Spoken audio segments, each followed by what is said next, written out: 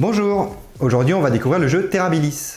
Terrabilis, c'est un jeu coopératif accessible à partir de 10 ans pour 2 à 4 joueurs avec des parties qui durent entre 45 et 60 minutes. On découvre tout de suite comment ça se joue.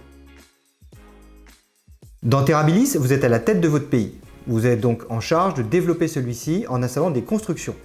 Vous allez devoir gérer vos ressources et bien évidemment faire attention aux impacts sur la planète. La partie s'arrête dès qu'un joueur aura installé entre 5 et 10 infrastructures. Vous décidez collectivement du nombre d'infrastructures installées en début de partie. Le vainqueur est celui qui aura gagné le maximum de points grâce aux constructions de son pays et ses ressources. Mais attention, avoir le maximum de constructions ne vous garantit pas la victoire. On découvre tout de suite comment le jeu se joue. Lorsqu'on débute la partie, on installe le plateau au centre de la table. Chaque joueur va recevoir en début de partie des ressources qui vont lui permettre de développer son pays. Vous recevez des pastilles vertes qui représentent des ressources naturelles, la biodiversité, la nature de votre pays, des pastilles roses qui représentent le bien-être de vos populations, de vos habitants, des pastilles bleues qui représentent des unités énergétiques et de l'argent sous forme de billets. Ici, on paye avec des terras. Les cartes infrastructures viennent au centre du plateau, aux emplacements respectifs que vous pourrez identifier facilement avec les couleurs. Vous avez donc 3 types de cartes construction, verte, marron et bleu.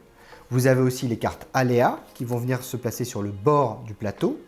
Et vous avez également les cartes quiz que vous aurez mis préalablement dans le petit présentoir blanc. Avant de commencer, chaque joueur va prélever un pion et la carte mémo de la couleur correspondante. Chaque joueur prélève ensuite une carte infrastructure de chaque couleur. Et il garde ces 3 cartes en main sans les faire voir aux autres joueurs.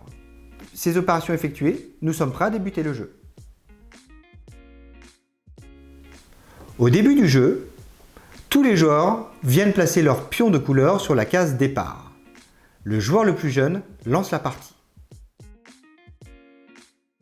À son tour de jeu, le joueur lance les 2 dés et se déplace d'un nombre de cases correspondantes au score obtenu. Une case sur 2 sur le parcours correspond aux cases aménagement. Ces cases sont importantes puisque c'est elles qui permettent de développer notre pays.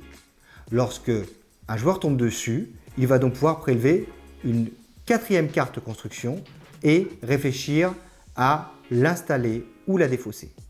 Prenons l'exemple de Léa. Elle va donc piocher une 4e carte. Elle prend par exemple une carte marron. La voilà donc avec 4 cartes en main. Si elle décide de rejeter une des cartes parce qu'elle n'a pas assez de ressources pour installer ou qu'elle ne veut pas l'installer, elle prend la carte qu'elle veut dans sa main et décide, par exemple, de la replacer sous le paquet de cartes correspondant. Si au contraire, elle décide de construire cette infrastructure, elle va venir poser devant elle l'infrastructure en question et à ce moment-là, s'acquitte du paiement d'un certain nombre de ressources. Comme vous pouvez le voir, tout en haut, vous avez le prix, le coût économique et énergétique de la construction. Ici, pour un aéroport, je paye donc 8000 terras et 7 pastilles bleues à la banque. Vous voyez ensuite sur le petit thermomètre verse et gagne. En fait, lorsque je pollue la planète, je vais donc verser des pastilles sur ce thermomètre situé au centre du plateau, intitulé Zone Impact. Donc je vais venir verser 3 pastilles vertes sur le thermomètre et au même moment faire grimper la température planétaire de 3 pastilles. Vous voyez ensuite qu'il y a gagne 1.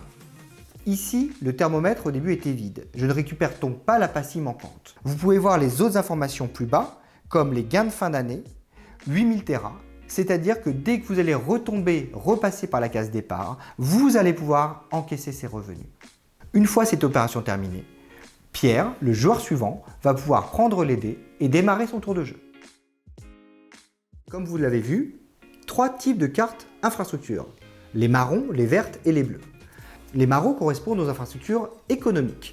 Vous pouvez trouver donc dedans des infrastructures comme la pêche intensive, l'élevage extensif, de l'écotourisme et ainsi de suite.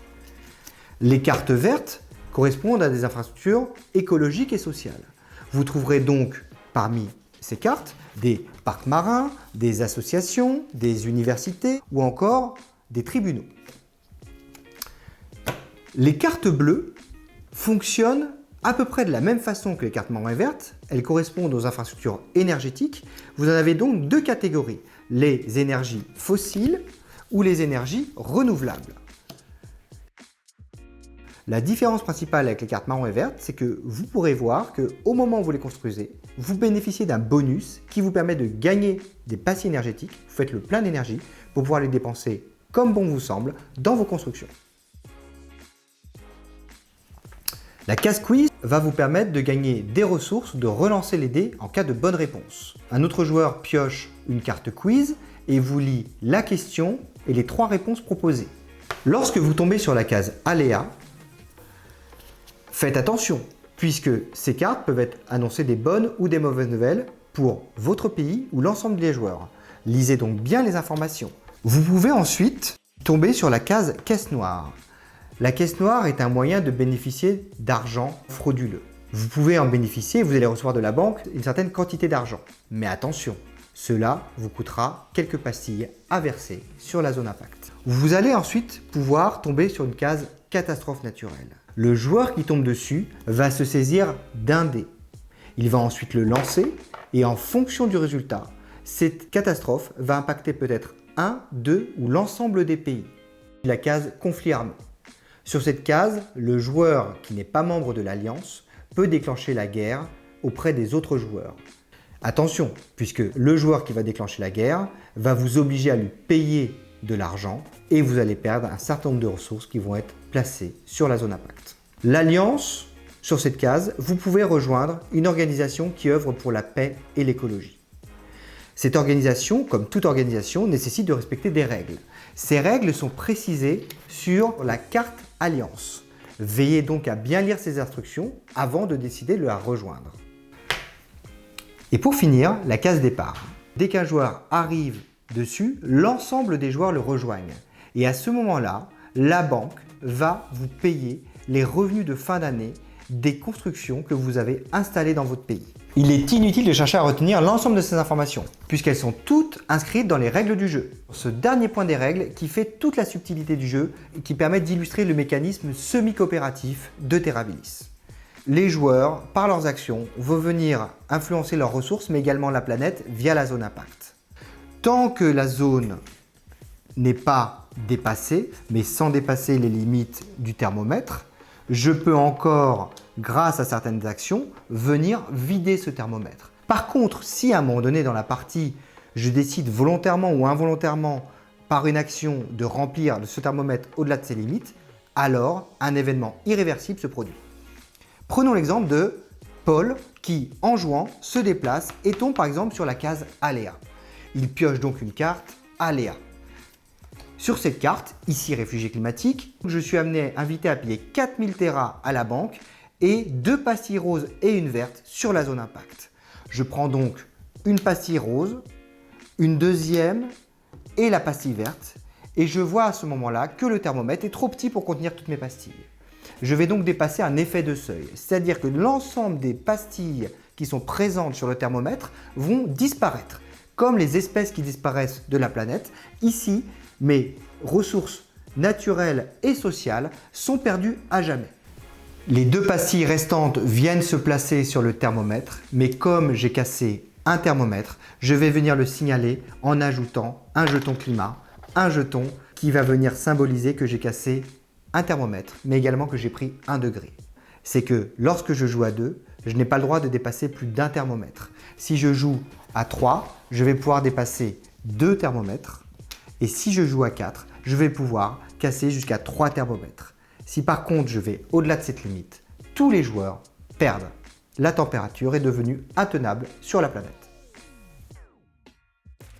Si vous explosez le nombre maximum de thermomètres disponibles, l'ensemble de la partie est perdu pour tous les joueurs.